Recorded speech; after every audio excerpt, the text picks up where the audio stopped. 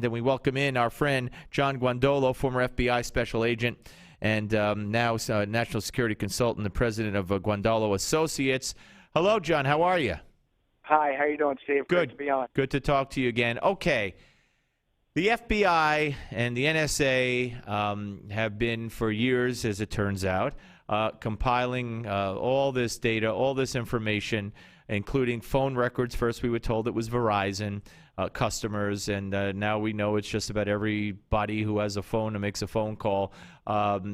They know everything we're doing, everybody we called, every number. They know, in some cases, on American citizens, they know what websites we visit, emails, you name it. And more details are leaking out about this, and it gets more and more, gets scarier and scarier, actually. But yet, security experts, people on the right and the left, elected officials, seem to say, hey, we need to do this. So explain to me why the FBI and the NSA, in order to prevent terrorism, has to have the phone records of everybody.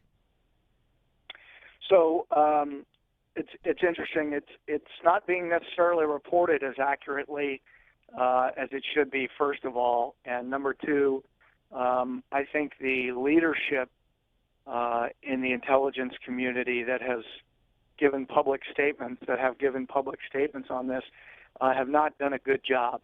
And so I think that's not helping. And I think in this current atmosphere, Americans are, for good reason, concerned about their civil rights. So I kind of want to open up saying that.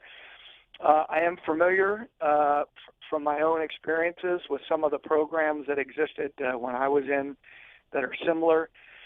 And what years, John, what years are you talking about? I was in up until the end of 2008, so late 2008. And this supposedly started, depending on who you listen to, 2006 or 2007. Right. Yeah. And there were similar programs before that. But essentially what they're doing is calls coming in from foreign countries, and especially countries that we know are have significant hostile presence.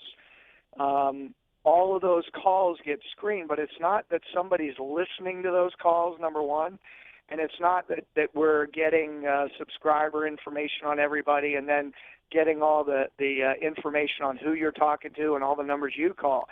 It's the numbers that are coming in from overseas get screened through major, very advanced programs, and what they're looking for is patterns that they're able to put together from all of that kind of big data flowing in, and that includes, the emails and all of that.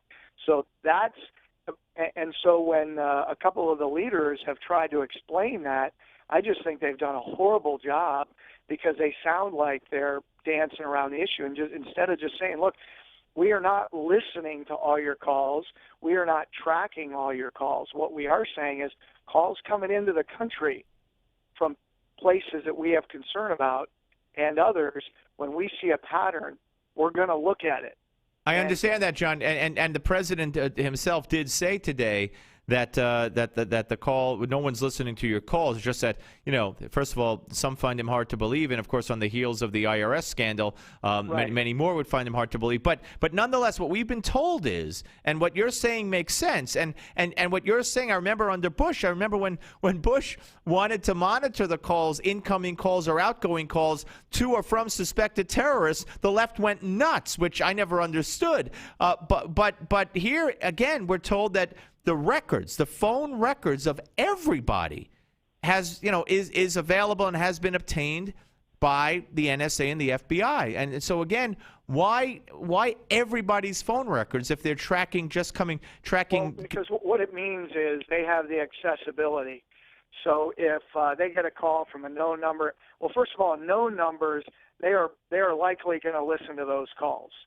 But let's say numbers coming from Pakistan, and we see a pattern with a U.S.-based number here that is going out to other, so it's coming in from a likely problem area going out to a likely problem area, then they have the ability, because of a relationship, to go to Verizon and say, can we get that, we have access to that to get that phone records. Right. What I think Americans, and I experienced this as an FBI agent, and in some cases it serves our purposes. because a lot of the bad guys think we listen to everything, we read everything, and I think the Chinese are the only ones I know that actually do that because they have the manpower. We don't have the manpower. But I think the civil liberty concerns are good and they're real. And I'll give you just a practical example down to the ground level. The facial, and then I'm going to tie it into this issue that you're asking about. Like with facial recognition software, it's so good now that they've already deployed it in certain areas here in the United States.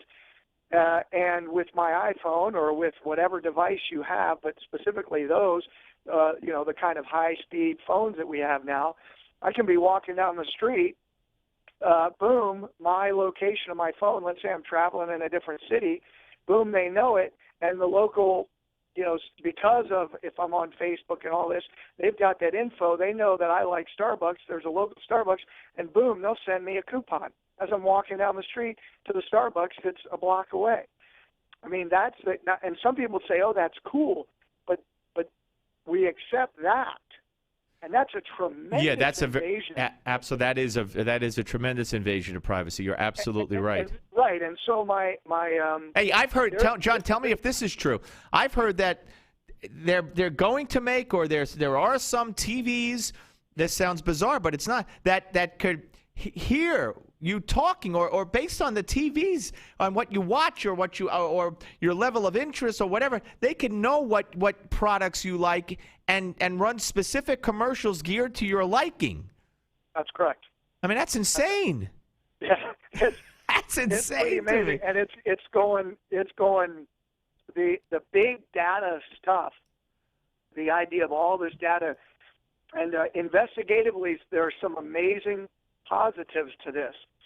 Our ability now to take all the social data, all the biometric data, all this stuff, and zero in on somebody is tremendous. That we voluntarily put out there. I mean, we post on Facebook. We put that information out there. John, we'll continue this another time. I'm up against a hard break, but fascinating stuff. But your bottom line in 10 seconds is we have nothing to worry about through this NSA FBI program, correct? I did not say that. Oh, okay. I think what is important. 10 seconds. What's important is that the people doing it understand the civil rights. Okay, so they have to have right. It could be abused. Absolutely. All right, John Guandolo.